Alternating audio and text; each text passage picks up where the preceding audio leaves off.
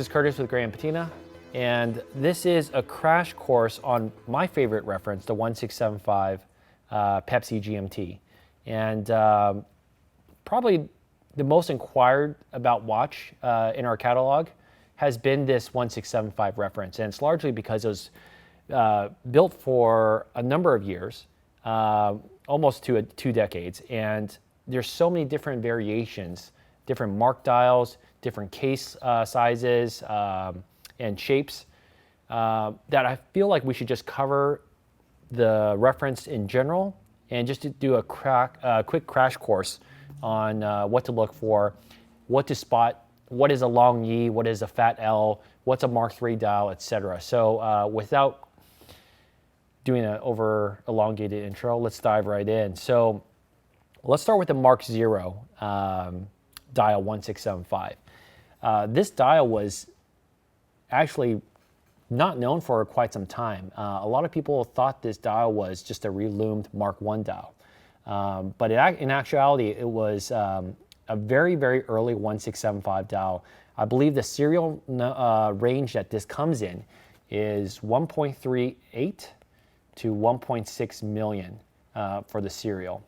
What you're going to look for is that it looks very similar to a Mark I dial in the way that we're going to look at this E in Rolex. You see how this prong, this middle prong of E is equidistant across all of these, across the horizontal plane? That is what we typically call a long E. In the Mark 0, what you're going to find in this serial range is that the luminescent material that's applied to this dial is a mixture of tritium and zinc sulfide.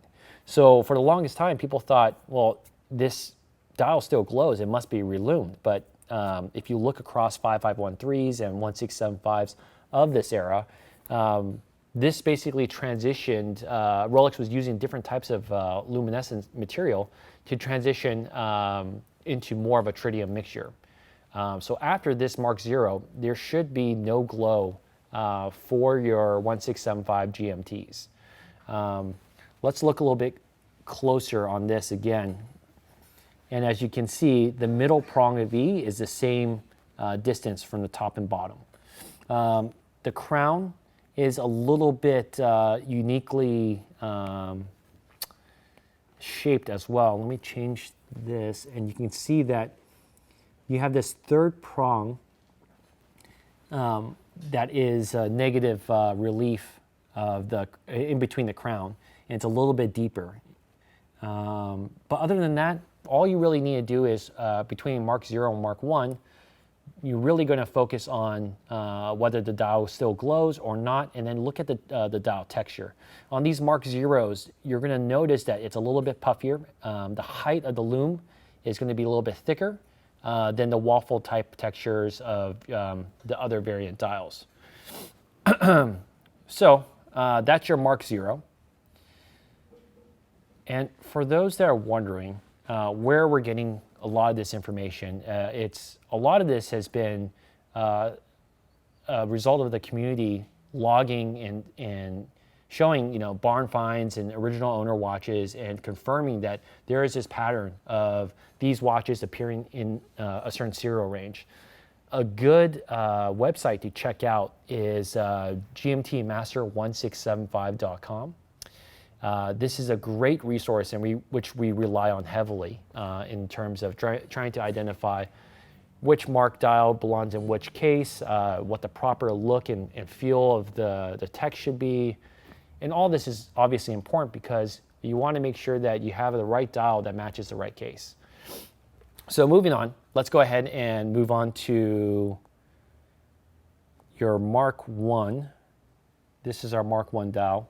Once again, this Mark I dial we're going to focus on is serial ranges between 1.6 and 2.9 million. What you're going to see is a little bit flatter lume compared to your Mark 0. Obviously, this should not glow on your Mark Is. And once again, the identifying characteristic of a Mark I, why they call it a long E, is all the other variant dials, the middle prong of E is shorter, whereas this one is longer. And so that's the easiest way to identify whether this dial is a Mark 1 versus a 2, 3, 4, or 5. You're also going to look at a number of things, characteristics on these watches, namely the insert. And maybe it wasn't as much of a big deal before, but insert prices, these thin little aluminum pieces have gone, especially for a redback insert, starting at probably $2,500, going all the way up until, well, if you talk about the Blueberry, they could be up to $30,000. But at the end of the day, for these 1675s, you're going to look for a redback insert. The bluebacks, which later appear in 16750s, do fit, but they are uniquely different in the sense that clearly in the name, one is a blueback, one is a redback. But some of these were used for basically service inserts and replaced the redbacks as they wore out. So jumping on, let's move on to the Mark II.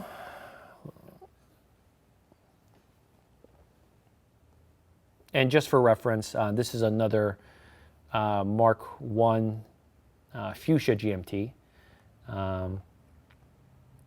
Another very pretty watch. Let's move on to this Mark II. So the Mark II is a bit different in the serial numbers because it appears in two ranges. We typically see them between 2.8 and 3.9 million serial, as well as 5.0 to 5.19-ish serial. So it can be in different years, in different categories, and this is one of the things that Rolex did back in the day. There's not a solid rule to follow. And you can't just typecast a certain dial that appears only in these years. Over time, as people have found watches and bought from their original owner or uncovered original owner watches, we see these dials, these Mark II dials, appear in later serials in that 5 million range as well. So keep that in mind and don't let that deter you as long as they fall within those serial ranges.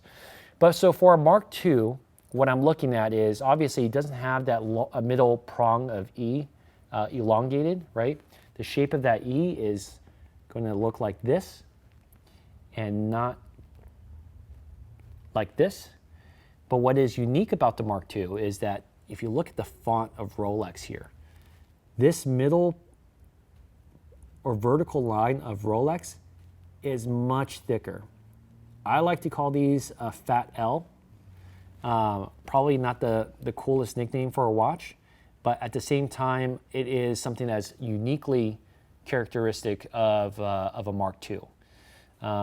This one has a very fat font insert, Pepsi insert as well. It obviously should be redback as well. There should not be any glow on this. And your Mark II, what you're going to look for as an identifying feature is, I'm not sure if you can see it very well on the screen, but you can see that there's like this wavy Band-Aid-like texture. And sometimes it goes from like left to right, sometimes it's up and down, but it looks like a Band-Aid-ish texture with dots and lines that is very characteristic of this generation variant dial. The next one is actually fairly easy to spot out, and it's a Mark III, otherwise known as a radial dial. And what makes the radial dial very unique is that the lume on the dial is positioned much closer to the post in the hands of the watch. So the whole dial actually looks a lot smaller than it really is, but it's the same 40 millimeter size. It just has very small lume plots. And so everything here, all these lume dots are moved closer to the center of the dial, and this is your Mark III. And I believe, I'm going to check my handy source here, the Mark III, you're looking at 4.1 to 5.4 million serial. So there is overlap. You're going to have multiple variant dials overlapping in certain years. So not all 1977 watches are going to be a Mark IV, not all vice versa, right? So I won't get into all the small details. But the Mark III is probably one of the rarest dials for the 1675. I would say probably only 10% or 15% of the watches that we come across that are 1675 happen to be in that radial Mark III range.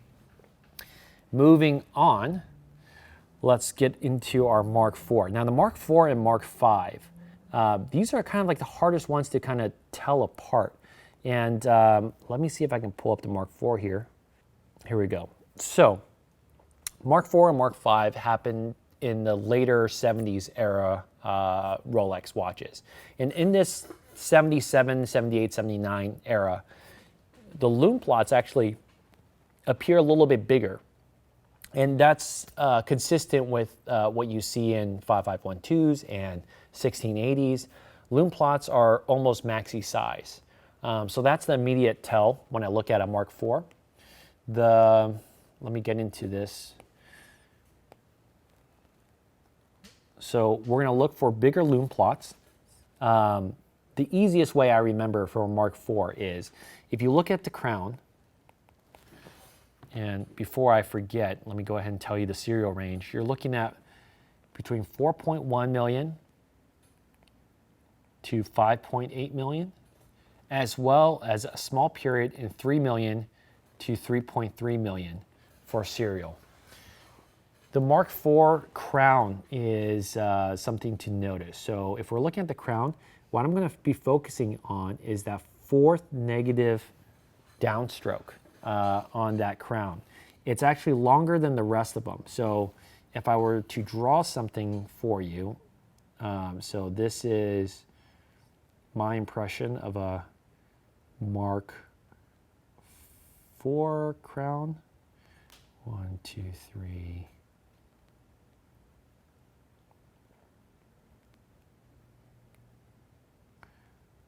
Four.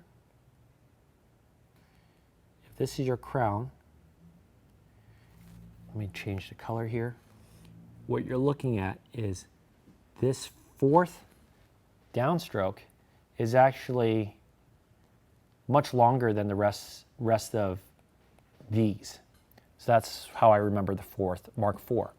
The other one you can use characteristic you can use is I look at the letters HRCE in chronometer and certified. So the last two words on the dial. So if you see this HRC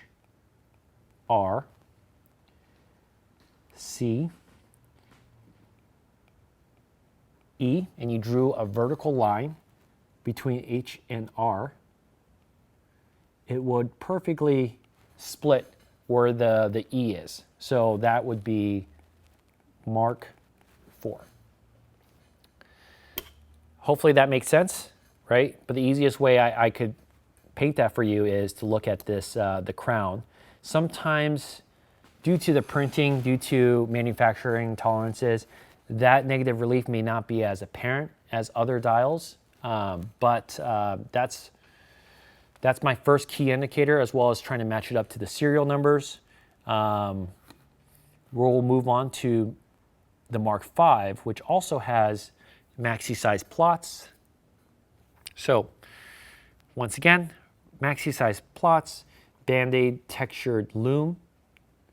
As you can see on this Mark V crown, that fourth indentation is not as deep, right? So that's my first tell.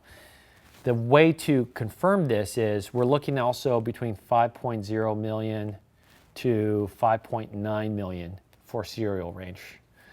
The other way to look at this is, once again, we're looking at H.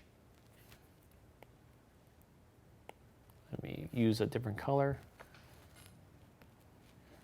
We're looking at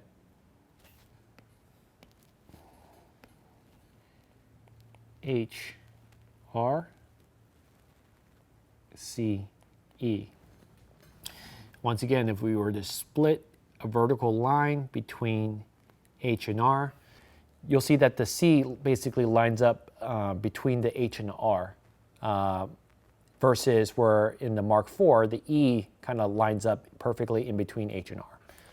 So that's the easiest way to look at these. As you can tell, if I'm going back and forth from the Mark 0 all the way to the Mark V, you're looking also at the shape of the insert and the thickness of the fonts are going to be much more sharp and thinner as you move on through the variants versus, let's just bring up the first one again. Where is that Mark 0? You can see how thick that font is on these, right? Versus your Mark IV, etc. So that's a quick crash course on the Matte Dial 1675. Obviously, there's a whole different section of gilt dials that we can get into, but we'll save that for a different episode. Try to make that as short as possible, so hopefully Paul can cut this and make it succinct and efficient for you guys to follow along with. But leave a comment, like, subscribe. I feel like I'm a YouTuber. Let us know if there's any other tricks that you guys use to kind of differentiate these dials, and yeah, any other tips and tricks are happy to be received and shared. But otherwise, if you guys like these types of videos, we'll continue to do so. I think making one for the Maxi Dial 5513s would be really cool. If there's any other references that you think we should talk about, let us know. Take care, guys.